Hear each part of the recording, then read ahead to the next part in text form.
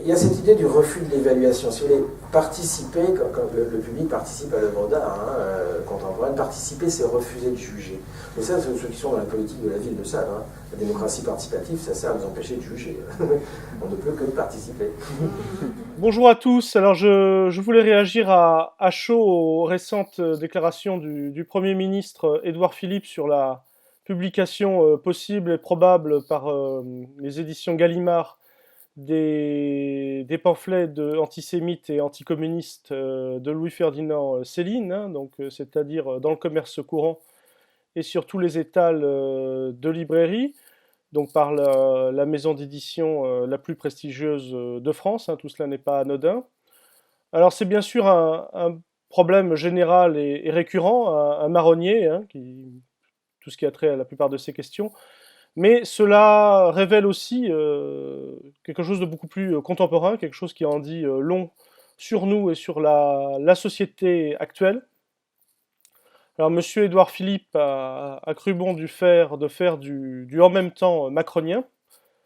Il a dû lire dans un de ses cours de culture générale ou de culture G, comme on dit, pour aller vite à l'ENA.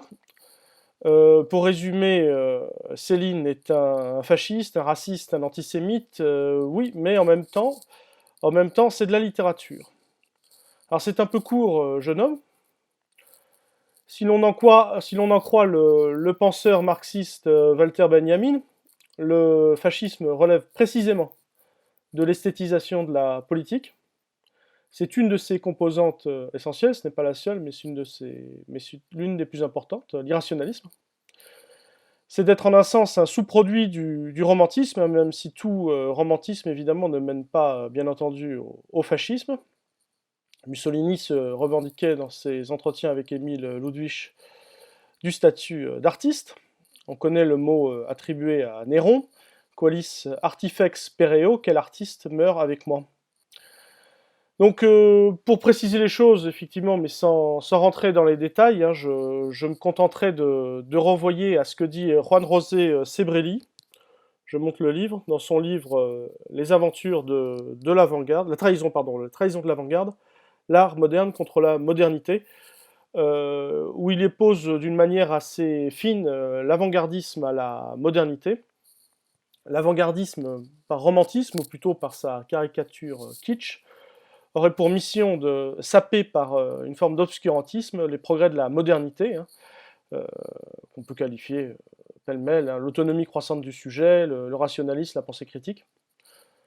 D'ailleurs, je m'étonne qu'une certaine droite prompte à dénoncer ce qu'elle appelle souvent la dictature de l'émotion ou la désinvolture avec laquelle on se hâte d'estampiller comme art ce qui n'est parfois que sa caricature. Je m'étonne même enfin plutôt je ne m'étonne pas, qu'elle puisse s'extasier sur l'écriture volontairement émotive et volontairement non rationnelle de Céline, telle qu'il a d'ailleurs théorisé dans ses entretiens avec le professeur Y, où il dit c'est moi qui ai redonné l'émotion au langage écrit, l'haletante émotion, comme il dit.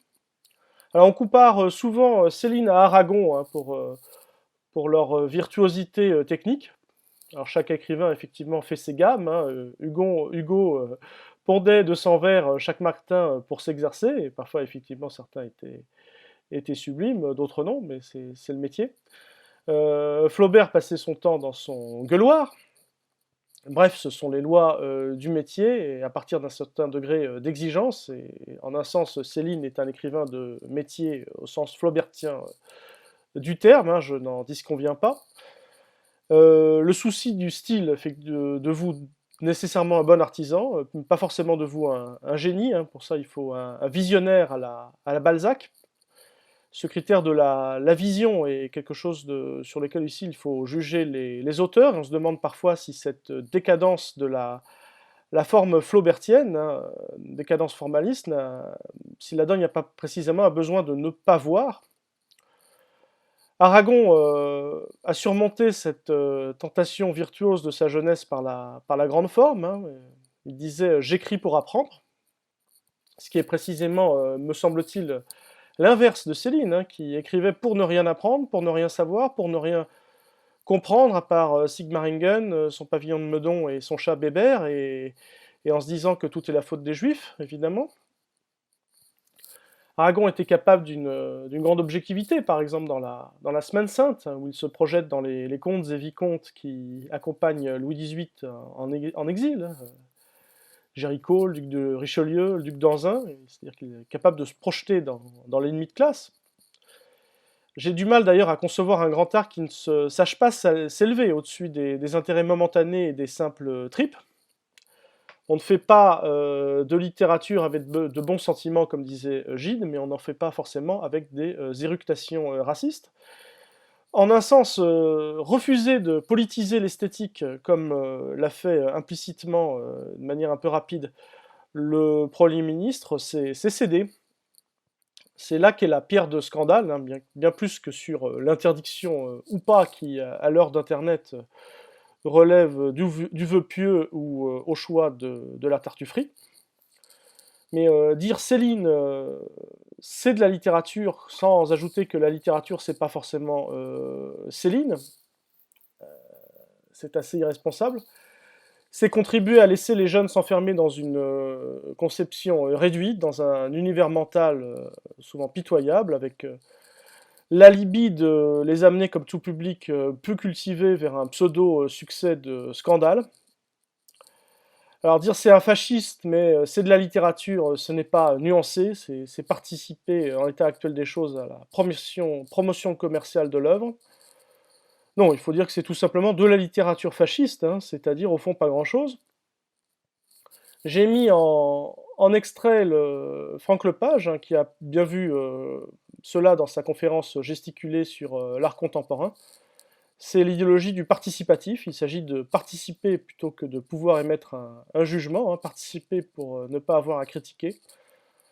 C'est beau comme du Macron, ça a l'air sympa, mais ça ne l'est pas du tout, ça a même un effet sidérant.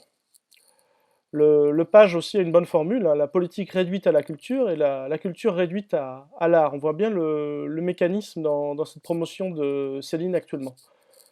Donc les pamphlets de Céline ne seraient pas des injures raciales exprimant une paranoïa délirante et ayant contribué dans le climat de l'époque à exterminer un peuple.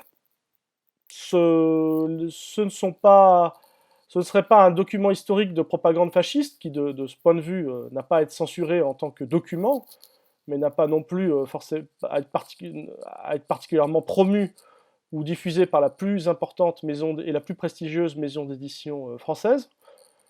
Non, c'est une œuvre d'art, c'est un objet littéraire, c'est un ready-made à la Duchamp, paraît-il.